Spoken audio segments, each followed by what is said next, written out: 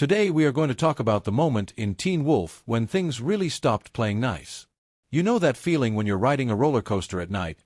You're excited, but your stomach is crawling up your throat and you're not sure whether to laugh or scream. That's Season 1, Episode 6 of Teen Wolf. Aptly titled, Heart Monitor, this episode doesn't ease you into the fear.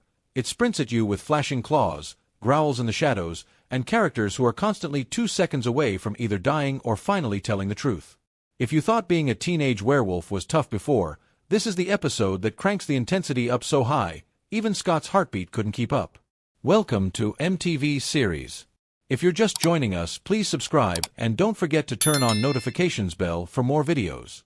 Let's start with the heart monitor scene itself, because who would have thought the scariest thing in a supernatural horror series wouldn't be a monster, but a pulse rate? Deaton, our favorite veterinarian with a secret, rigs Scott up with a heart monitor to help him control his shifts. But this isn't a yoga and deep breathing exercise. Oh no! This is Stiles whacking Scott with lacrosse balls while shouting, "Be the wolf!" Honestly, it was like watching a weird boot camp run by a hyperactive squirrel and a frustrated wolf. It was funny, until Scott actually started changing. Suddenly, Stiles wasn't giggling anymore. When Scott's claws popped and his face began to shift, we were reminded, this isn't just a teenager with a secret, this is a predator learning how not to eat his best friend. Then there's the hallway scene. You know the one. Jackson corners Scott, demanding answers after catching glimpses of his inhuman strength. Scott walks away, tense and twitching, and we all know what that means. But then Jackson looks into the mirror and sees claw marks on the back of his neck. Not just cuts, infected, blackened, something crawling beneath his skin. That's when it clicks.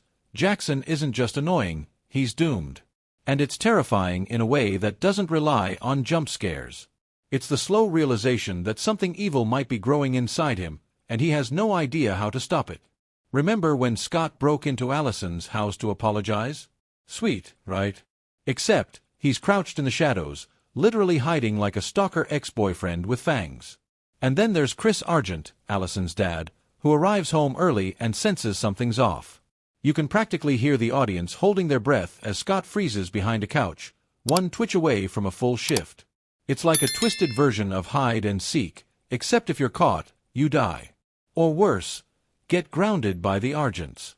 Speaking of the Argents, let's not forget Kate.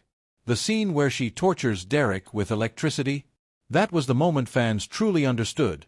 This isn't just a family of hunters, it's a family with no moral compass. Kate smiles while frying Derek like it's just another Tuesday, and Derek, bloody, broken, but still sarcastic, spits out a threat through gritted teeth. That moment, pure horror. Not just for what Kate does, but for what it reveals about the people hunting the monsters. Sometimes, the real monsters don't have claws. They wear leather jackets and smirk while wielding cattle prods. Then there's the dinner scene with the Argents and Scott. This is psychological horror at its peak. Imagine being a werewolf, sitting at a table with people who professionally murder werewolves. Every word Chris says feels like a landmine, every bite of food like it could be your last. The tension is so thick, you could cut it with Scott's claws, and honestly, we were all just waiting for someone to. One of the scariest moments, ironically, doesn't involve a werewolf at all.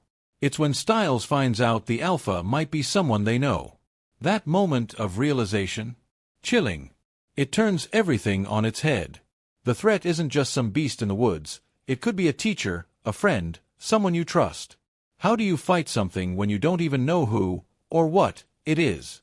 Even the final minutes of the episode refuse to let you rest.